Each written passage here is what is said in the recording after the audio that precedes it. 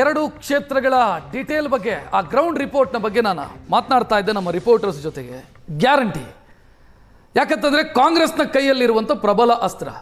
By election ಸಂದರ್ಭದಲ್ಲಿ ಅದನ್ನು ನಾವು ಪ್ರಬಲವಾಗಿ ಬಳಸ್ತಾ ಇದ್ದಾರೆ.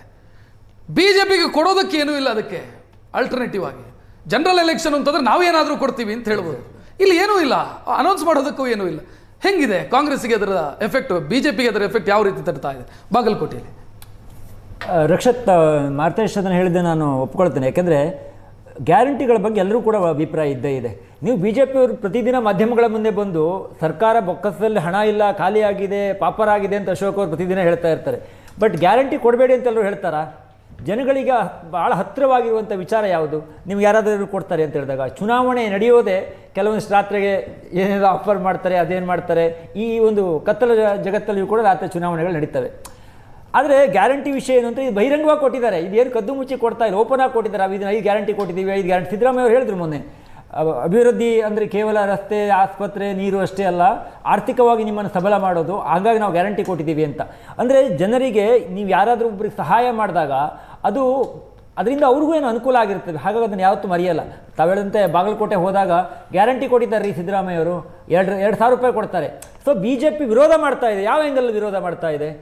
ನೀವು ಯಾವುದ್ಯಾವುದೋ ಯೋಜನೆಗಳಿಗೆ ಹಾಕಬೇಕಾದ ಹಣವನ್ನು, ಈಗ STPTSP ಹಣವನ್ನು ನೀವು ಅದಕ್ಕೆ ಬಳಸ್ತಾ ಇದ್ದೀರಿ.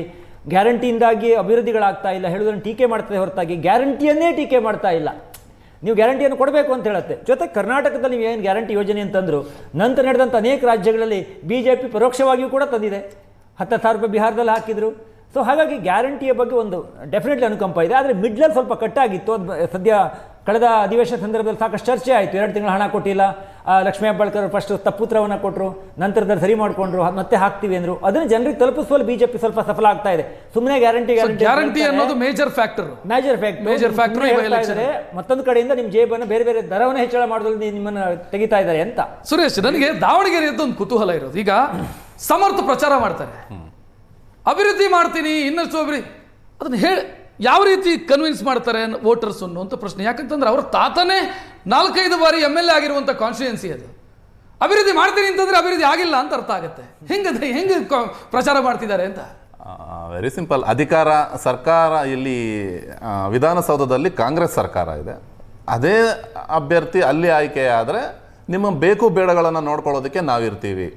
ಅಲ್ಲಿ ಕಾಂಗ್ರೆಸ್ ಇದ್ದು ಇಲ್ಲಿ BJP ಬಂದರೆ ನಿಮ್ಮ ಕಷ್ಟ ಸುಖಗಳನ್ನು ಕೇಳೋದಕ್ಕೆ ಆಗುತ್ತಾ ಅನ್ನೋ ಅಂಥ ರೀತಿಯಲ್ಲಿ ಒಂದು ಹೋಗ್ತಿದ್ದಾರೆ. ಎರಡನೇದು, ಸಹಜವಾಗಿ ಅವ್ರು ಅದನ್ನೇ ಹೇಳಬೇಕು. ಅದನ್ನು ಮತದಾರರು ಕನ್ವಿನ್ಸ್ ಆಗ್ತಾರೆ. ನಾನು ಅಭಿವೃದ್ಧಿ ಮಾಡ್ತೀನಿ ಅಂತಂದ್ರೆ ಏನರ್ಥ? ಇಷ್ಟು ದಿನ ಆಗಿಲ್ಲ ಅಂತ ಅರ್ಥ. ಇಷ್ಟು ದಿನ ಕನ್ವಿನ್ಸ್ ಆಗ್ತಾರ ಮತದಾರರು ಅಂತ. ಆಮೇಲೆ ಗ್ಯಾರಂಟಿಗಳು ನೋಡಿ, ಆ ವಿಚಾರದಲ್ಲಿ ಹೇಳೋದಾದ್ರೆ ಒಂದಷ್ಟು ಜನ ಕಾರ್ಯಕರ್ತರು BJP ಕ್ಯಾಂಪೇನಿಂಗ್ ಮಾಡ್ತಾ ಇದ್ರಲ್ಲ, ಅವ್ರನ್ನ ಮಾತಾಡಿಸಿದಾಗ ಗ್ಯಾರಂಟಿ ನೀವು ತಗೊಳ್ತಾ ಇಲ್ವಮ್ಮ ಅಂತಂದ್ರೆ ತಗೊಳ್ತಾ ಇರ್ಬೋದು, ವೋಟ್ ಹಾಕೋವಾಗ ಯೋಚನೆ ಮಾಡ್ತೀವಿ. ಅಂದರೆ ಕಾಂಗ್ರೆಸ್ನವ್ರು ಒಂದು ಟೀಕೆ ಮಾಡ್ತಾ ಇರ್ತಾರೆ, ಗ್ಯಾರಂಟಿಗಳು ಕೇವಲ ಕಾಂಗ್ರೆಸ್ ಕಾರ್ಯಕರ್ತರು ಅಥವಾ ಕಾಂಗ್ರೆಸ್ನ ವೋಟ್ ಹಾಕೋರಿಗೆ ಮಾತ್ರ ಅಲ್ಲ, BJPಯ ಕಾರ್ಯಕರ್ತರು, BJPಯವರು ಕೂಡ ಗ್ಯಾರಂಟಿಗಳ ಲಾಭವನ್ನು ಪಡ್ಕೊಳ್ತಾ ಇದ್ದಾರೆ ಅನ್ನುವಂಥ ಮಾತನ್ನು ಹೇಳ್ತಾರೆ. ಸೊ ಅದು ಸತ್ಯ. ಅಂದರೆ ಎಷ್ಟು ಬಹಿರಂಗವಾಗಿ, ಎಷ್ಟು ಓಪನ್ ಅಪ್ ಆಗಿ ನಾವು ನಿಮ್ಮೆಲ್ರಿಗೂ ಅನುಕೂಲಗಳನ್ನು ಮಾಡಿಕೊಡ್ತಾ ಇದ್ದೀವಿ. ಅದು ಆಮಿಷ ಆಗೋದಿಲ್ಲ. ಅದು ಆಲ್ರೆಡಿ ಗ್ಯಾರಂಟಿಗಳು ಕೊಡ್ತಾ ಇರೋವಂಥದ್ದು. BJPಯವರು ಅದನ್ನು ತಗೊಳ್ತಾ ಇದ್ದಾರೆ. ಹಾಗಾಗಿ ಅವರ ಒಲವು ಕೂಡ ನಮಗಿದೆ ಅನ್ನುವಂಥ ಕಾನ್ಫಿಡೆಂಟ್ ಅವ್ರಿಗಿದ್ರೆ, 1-2 ವಾರ್ಡ್ಗಳಲ್ಲಿ ಮಾತ್ರ ಗ್ಯಾರಂಟಿ ಕೊಟ್ಟು ಬೇರೆ ದರಗಳನ್ನು ಏರಿಕೆ ಮಾಡಿದ್ದಾರೆ. ಹಾಗಾಗಿ 5 ವರ್ಷ ಕೊಡ್ತಾರೆ, ಮುಂದೇನು ನಮ್ಗೆ ಅದು ಬೇಕಾಗಿಲ್ಲ, ನಮ್ಗೆ ಕೆಲಸ ಆಗೋದು ಮುಖ್ಯ. ಹಾಗಾಗಿ ನಾವು ಯಾರು ಅಭಿವೃದ್ಧಿ ಮಾಡ್ತಾರೆ ಅವ್ರಿಗೆ ಅನ್ನುವಂಥ ನಿಟ್ಟಿನಲ್ಲಿ ಅವರ ಅಭಿಪ್ರಾಯ. ಮಹಿಳಾ ಮತದಾರರೇ ಗ್ಯಾರಂಟಿಯ ಅತಿ ದೊಡ್ಡ ಫಲಾನುಭವಿಗಳು. ಸೊ ಏನಿದೆ ಅಲ್ಲಿ ಭಾವನೆ ಹೆಂಗಿದೆ? ರಕ್ಷತ್, ನಾವು ನಾರ್ಮಲ್ ಆಗಿ ಗ್ಯಾರಂಟಿ ವಿಚಾರಗಳನ್ನು ನೋಡ್ತಾ ಹೋದ್ರೆ ಗ್ಯಾರಂಟಿಗಳನ್ನು ವಿರೋಧ ಮಾಡುವಂಥವರೇ ಉಳ್ಳವರು ಮಾತ್ರ. ಅದ್ರ ಜೊತೆಗೆ ಸಿಟಿ ಜನ ವಿರೋಧವನ್ನ ಮಾಡ್ತಾರೆ. ಆದರೆ ಗ್ರಾಮಾಂತರ ಪ್ರದೇಶಗಳಲ್ಲಿರುವಂಥವ್ರು, ಹಳ್ಳಿಯಲ್ಲಿರುವಂಥವ್ರು ಯಾರು ಕೂಡ ಗ್ಯಾರಂಟಿಯನ್ನು ವಿರೋಧ ಮಾಡಲ್ಲ. ಗ್ಯಾರಂಟಿಯನ್ನು ವಾಪಸ್ ತಗೊಳ್ಳಿ, ನಮಗೆ ರಸ್ತೆಯನ್ನು ಮಾಡಿಕೊಡಿ ಅಂತ ಹೇಳಿ ಯಾರು ಹೇಳಲ್ಲ. ಆದರೆ ವಿರೋಧವನ್ನ ಮಾಡಬೇಕು ಅಂತ ಹೇಳಿ ಕೆಲವೊಬ್ಬರು ಮಾತನಾಡ್ತಾರೆ ಕ್ಯಾಮ್ರಾಗಳ ಮುಂದೆ. ಆದರೆ ಯಾರೂ ಕೂಡ ನಮಗೆ ಗ್ಯಾರಂಟಿ ಬೇಡ, ನನಗೆ ಅನ್ನಭಾಗ್ಯ ಬೇಡ, ಅದರ ಜೊತೆಗೆ ನಾನು ಬಸ್ಸಲ್ಲಿ ಶಕ್ತಿ ಯೋಜನೆ ಅಡಿ ಓಡಾಡಲ್ಲ, ಅಥವಾ ನನಗೆ 2,000 ಬೇಡ ಅಂತ ಯಾರೂ ಕೂಡ ಹೇಳಲ್ಲ. ಎಲ್ಲರೂ ಕೂಡ ಅಪ್ಲೈ ಮಾಡಿದ್ದಾರೆ, ಎಲ್ಲರೂ ಕೂಡ ತೆಗೆದುಕೊಳ್ತಾ ಇದ್ದಾರೆ.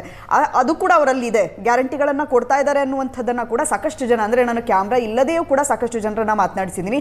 ಆ ಸಂದರ್ಭದಲ್ಲಿ ಗ್ಯಾರಂಟಿಗಳನ್ನು ನಿಲ್ಲಿಸಿಬಿಟ್ರೆ ಅನ್ನುವಂತಹ ಮಾತನ್ನು ಕೂಡ ಹೇಳ್ತಾರೆ. ಸೊ ಈ ಕಾರಣಕ್ಕಾಗಿ ದಾವಣಗೆರೆಯಲ್ಲಿ ಗ್ಯಾರಂಟಿ ಸ್ವಲ್ಪ ಪ್ಲಸ್ಸೇ ಇದೆ. ಆದರೆ ಅಲ್ಲಿ ಮುಖ್ಯವಾಗಿ ಗ್ಯಾರಂಟಿ ಅನ್ನೋದಕ್ಕಿಂತ ಬೇರೆ ಬೇರೆ ರೀತಿಯಾದಂತಹ ಹೊಡೆತವನ್ನು ಕೂಡ ಕಾಂಗ್ರೆಸ್ ಅನುಭವಿಸ್ತಾ ಇದೆ. ಅಲ್ಪಸಂಖ್ಯಾತರಿಗೆ ಟಿಕೆಟ್ ಕೊಡದೇ ಇರೋದಿರಬಹುದು, ಅದರ ಜೊತೆಗೆ ಫ್ಯಾಮಿಲಿ ರಾಜಕಾರಣವನ್ನು ಮಾಡ್ತಾ ಇದ್ದಾರೆ, ಕುಟುಂಬದ ರಾಜಕಾರಣ, ತಾತ ಆಯಿತು, ಅದ್ರ ಜೊತೆಗೆ ಮಗ ಮೊಮ್ಮಗ ಎಲ್ಲರೂ ಕೂಡ ಇದ್ದಾರೆ. ಇಲ್ಲಿ ಶ್ರೀಮಂತರ ಒಂದು ಪಾರಪತ್ಯವನ್ನ ಸಾಧಿಸ್ತಾ ಇದ್ದಾರೆ ದಾವಣಗೆರೆಯಲ್ಲಿ ಅನ್ನುವಂಥ ಆರೋಪ ಇದೆ. ಆದ್ರೆ ಗ್ಯಾರಂಟಿ ಅವರಿಗೆ ಪ್ಲಸ್ ಆಗ್ತಾ ಇದೆ, ಮೇಜರ್ ರೋಲ್ ಖಂಡಿತವಾಗ್ಲೂ ಇದೆ. ಯಾಕಂದ್ರೆ ಅಲ್ಲಿ ತುಂಬಾ ಗ್ರಾಮಾಂತರ ಪ್ರದೇಶಗಳಿದೆ. ಅದ್ರ ಜೊತೆಗೆ ನಾರ್ಮಲ್ ಆಗಿ ಉಳ್ಳವರಿಗಿಂತ ಅಲ್ಲಿ ಬಡವರಿಗೆ ಹೆಚ್ಚಾಗಿ ಕಂಡ್ರು ನನಗೆ. ಸೊ ಈ ಕಾರಣಕ್ಕಾಗಿ ಗ್ಯಾರಂಟಿ ಅವರಿಗೆ ಪ್ಲಸ್ ಆಗುತ್ತೆ.